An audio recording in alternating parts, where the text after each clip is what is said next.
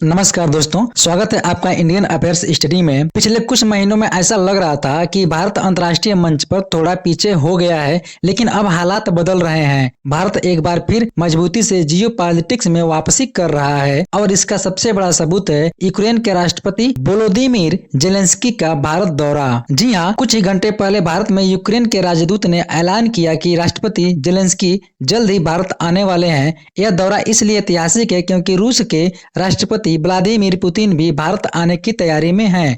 यानी कि दो दुश्मन देशों के राष्ट्रपति जिनका आपस में मेल होना लगभग नामुमकिन है, भारत की धरती पर कदम रखेंगे। ये भारत की कूटनीतिक ताकत का बहुत बड़ा संकेत है। जब पुतिन हाल ही में अमेरिका गए थे और उसके बाद जेलेंस्की की वहां मौजूदगी ने मीडिया में खूब सुर्खियां बटोरी थी, लेकिन अब दोनों नेताओं का भारत आना यह साबित करता है कि भारत की विदेश नीति को दुनिया गंभीरता से ले रही है। कई लोग सोचेंगे कि पुतिन का भारत आना समझ में आता है। वो भारत के साथ बड़ी डील करना चाहते हैं, चाहे वो एनर्जी सेक्टर में हो, डिफेंस में हो या फिर ट्रेड में हो। लेकिन सवाल ये है कि जेलेंस्की क्यों भारत आ रहे हैं? इसका जवाब है दो बड़े मकसद। पहला है युद्ध खत्म करवाने की कोशिश और दूसरा है यूक्रेन का पुनर्निर्माण में भारत की मदद लेना। आज रूस यूक्रेन युद्ध दुनिया की सबसे बड़ी समस्या बन चुका है। पश्चिमी देश खासकर अमेरिका लगातार कोशिश कर रहे हैं कि युद्ध खत्म हो, लेकिन अब तक कोई ठोस नतीजा नहीं निकला। भारत को अक्सर लोग इस मुद्दे पर कम आंकते हैं, लेकिन हकीकत ये है कि रूस भारत पर बहुत ज्यादा निर्भर है। कारण है तेल। भारत हर महीने रूस से करीब $5 बिलियन का कच्चा तेल खरीद रहा है। ये पैसा सीधे रूस की अर्थव्यवस्था और उसकी सेना के लिए फंडिंग का काम करता है। अगर भारत एक खरीद बंद कर दे तो रूस लंबे समय तक युद्ध नहीं लड़ पाएगा।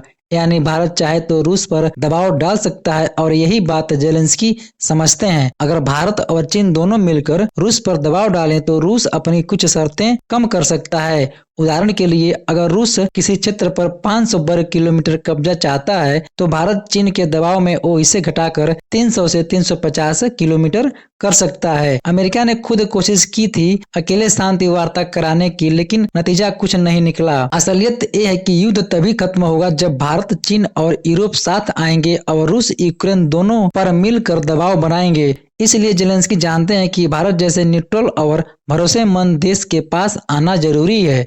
मान लीजिए युद्ध खत्म हो गया, उसके बाद क्या होगा? युद्ध ने यूक्रेन को पूरी तरह बर्बाद कर दिया है। शहर खंडहर बन गए हैं, सड़कें और पुल टूट चुके हैं, लाखों लोग बेघर हो गए हैं। अब जेलेंस्की को ऐसा साथी चाहिए जो युद्ध खत्म होने के बाद उनके देश को फिर से खड़ा करने में मदद कर सके।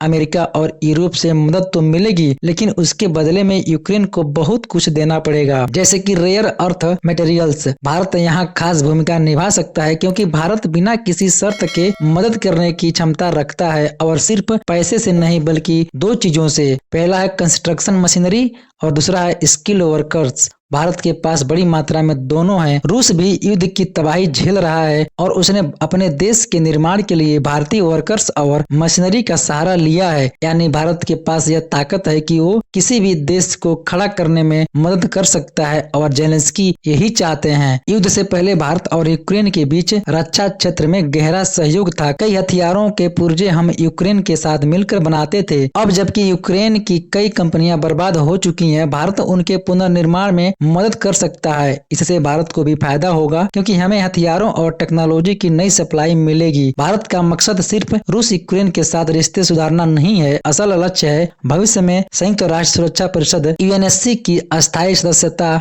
हासिल करना।